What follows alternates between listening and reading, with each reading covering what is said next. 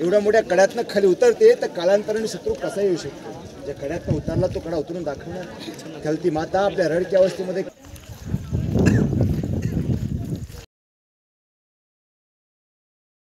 रोजनिशीमध्ये लिखाण केलं.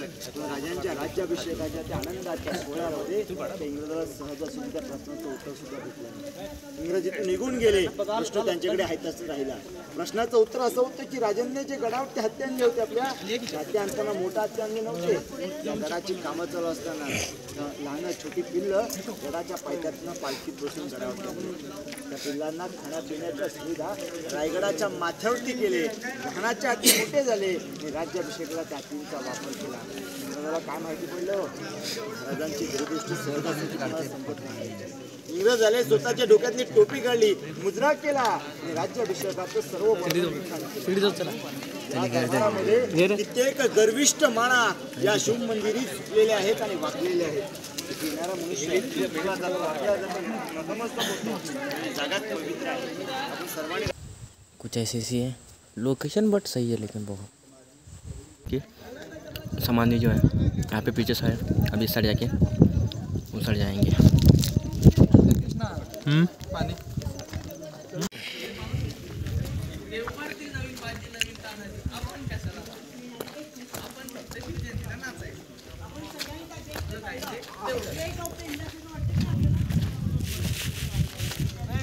अशा विचारधारेने जी लोक रायगडावर येतात भैया खरंच सांगतो रायगडाला तुमची आवश्यकता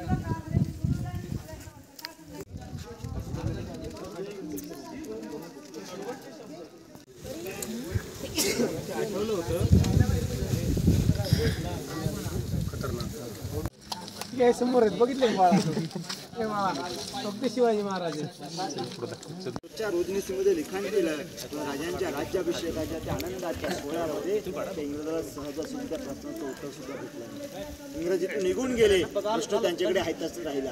प्रश्नाचं उत्तर असं होतं की राजांनी जे गडावरती हत्या आणले होते आपल्या हत्या आणताना मोठा हत्या आणले नव्हते.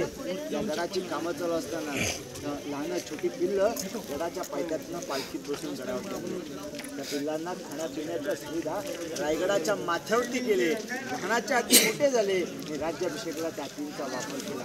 इंग्रजाला काय माहिती पडलं. राजांची दूरदृष्टी सहजासहजी संपत नाही. इंग्रज झाले. स्वतःच्या डोक्यातली टोपी काढली, मुजरा केला आणि राज्याभिषेकाचं सर्व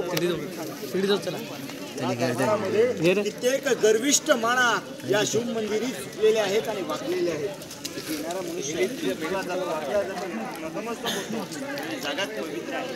आपण सर्वांनी आज आपल्या नेत्रासमोर डोळ्यासमोर उभं करत आहे. त्या छायाचित्रात बघा एक इंग्रज वकील मुजरा सुद्धा करतोय. पण आजूबाजूला असणारी जी प्रजा आपले किल्लेदार पहारेकरी प्रत्येकाने डोक्यावरती पगडा फेटा घातला. आया बहिणींनी डोक्यावरती पदर घेतलाय आणि राजे राज्याभिषेकाच्या दिवशी पहाटे 4ला उठले. राजमहालामध्ये स्नान केलं. शाही पोशाख घातला गेला. राजे राजमहालातनं गडाचं मुख्य देवस्थान जगदीश्वर महादेव राजे पुढे जगदीश्वरांचं दर्शन घेऊन तानाजी मालुसरे यांच्या आमंत्रण द्यायला आले. या स्वराज्यासाठी बोलून गेले की राज आधी लगीन त्या कोंडाण्याचं आणि मगच आमच्या रायबाचं असे म्हणणारे आमचे तानाजी मालुसरे आज या आनंदाच्या सोहळ्यात दिसत आपले राजे या सणाच्या दुसऱ्या पारी नतमस्तक झाले. राजांना बाजी प्रभूंची आठवण झाली. राज लाखाचे पोशिंदा आपण राज लाख पहिले तरी चालतील परंतु लाखाचा पोशिंदा जगला असे म्हणणारे वीर या आनंदाच्या सोहळ्यात दिसत नव्हते. मुरारबाजी प्रतापराव गुजर बाजी पाचलकर सर्व वीरांची नावं घेतल्याने राजा आपल्या सिंहासनावरती विराजमान झाले. राजांच्या अंगावरती सोन्याचं छत्र धरलं. आपले राजे छत्रपती झाले. दरबारात गर्जना झाली की महाराज गणपती गजाश्वपती भूपती प्रजापती सुवर्णरत्न श्रीपती अष्टवदान जागृत अष्टप्रधान वेष्टित न्यायालंकार मंडित शस्त्र सशस्त्र पारंगत राजनीती धुरंधर प्रौढ प्रताप पुरंदर क्षत्रिय कुलावतांश सिंहासनाधीश्वर राजाधिराज राजा शिव छत्रपती बांधले गेले 17व्या शतकात. कारण ते विटांचे आहे त्यामुळे. आणि जर त्या भिंत असत्या शिवकाळात आपल्या राजाने कोपऱ्यातली प्रजा पाहता आली. भिंत कोपऱ्यामध्ये बघा समोर म्हणजे खरचट अंगातले वस्त्र फुटले, अंगातून रक्त वाहू लागलं, तरी ती माता एवढ्या मोठ्या कड्यातनं गडाच्या पायथ्याला पोहोचल्या, सुखरूप पोहोचल्या. दुसऱ्या दिवशी रळा गडावरती आणला गेला पालखीत बसून. तिथे विचारण्यात आला राजांनी, आपण कसं कोणासाठी उतरला? हिला सांगू लागते की राजा, आम्ही आमच्या लेकरासाठी रायगडाचा पश्चिमेचा कडा उतरलो, आम्हाला क्षमा द्या. राजा म्हणतात, फार रात्र होती, रात्रीच्या वेळेस एवढा मोठा कडा उतरला आपण तर दिवसात उतरून दाखवणार का? आज जर आपल्यासारखी आई एवढ्या मोठ्या कड्यातनं खाली उतरते तर कालांतराने शत्रू कसा येऊ शकतो? ज्या कड्यातनं उतरला तो कडा उतरून दाखवणार. त्याला ती माता आपल्या रडक्या अवस्थेमध्ये काय म्हणते की राजा, त्यावेळेला कडा उतरताना सातत्याने मला माझ्या नजरेसमोर मला माझं बाळ आठवत होतं. आता ते तर बाळ माझ्या कडेवरती आहे. राजा क्षमा द्या, कड्यात आता खाली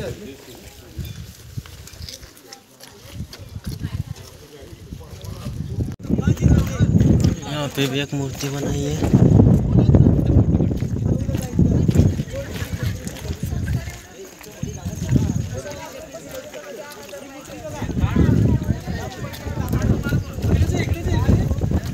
गाइस अब एक बड़ी कन्फ्यूजन हो गई, जो मैंने अभी बोला था कि महाराज छत्रपति शिवाजी महाराज की समाधि है, वहाँ पे समाधि नहीं थी, वो तो ना उनका राज दरबार था। थोड़ी सी कन्फ्यूजन हो गई, सॉरी।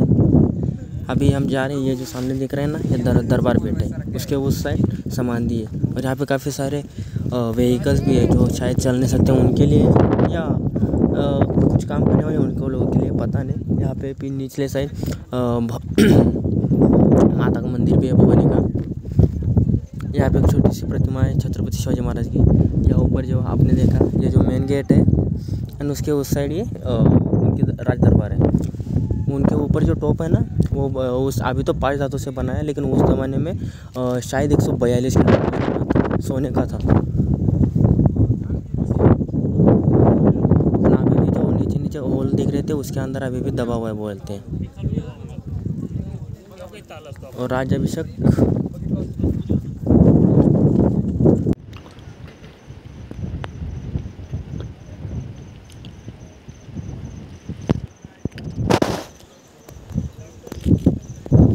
ये जो अभी है भवानी मंदिर है, भवानी कड़ा पे हम लोग हैं।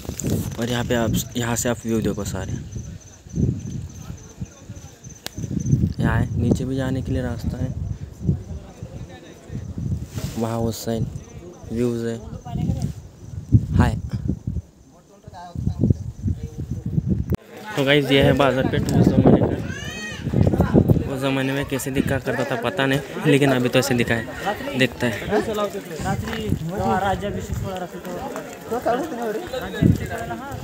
काफ़ी टूटा फूटा लग रहा है। अरे बॅग कुठं आहे? तब तिथं आहे बॅग.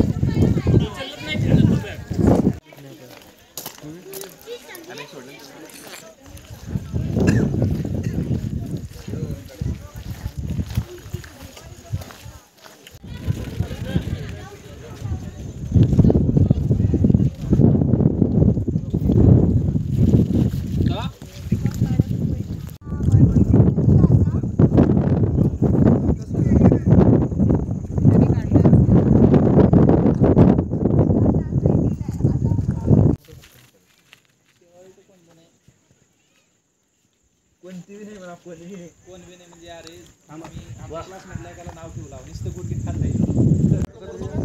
संजीव कपूरला बघा ना, नमक स्वादानुसार. मग जाऊ द्या.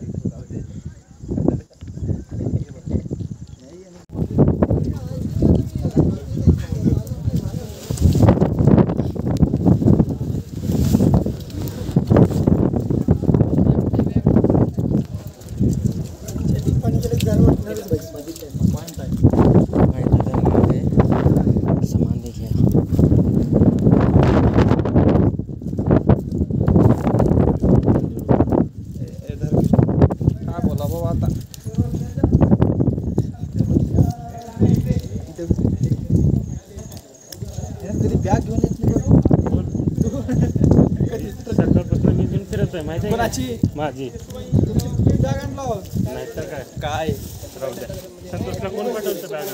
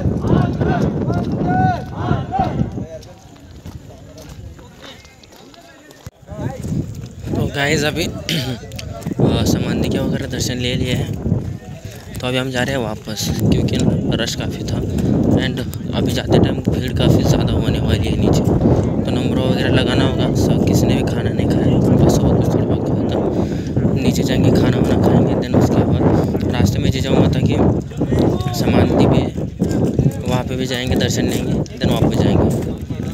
देन आपको मिलता हूँ, या तो रोपवे का व्यू दिखाऊंगा या डायरेक्ट नीचे मिलूँगा। Hello guys, welcome back again.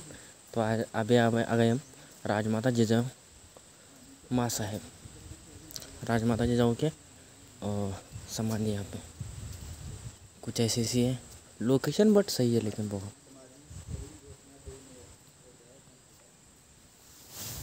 तुलसी का पौधा लगा है यहाँ पे है।